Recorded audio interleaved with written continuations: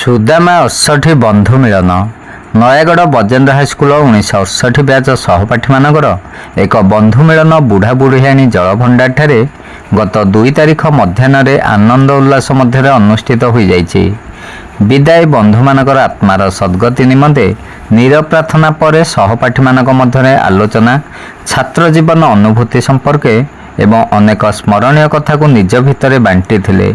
ମୌଜ ମଜଲିସ୍ ମଧ୍ୟରେ ସାଙ୍ଗମାନେ ସେମାନଙ୍କର ଧର୍ମପତ୍ନୀମାନଙ୍କ ସହ ଦୀର୍ଘ 5 ଘଣ୍ଟା ପର୍ଯ୍ୟନ୍ତ ଆନନ୍ଦର ସହ ବିତାଇଥିଲେ।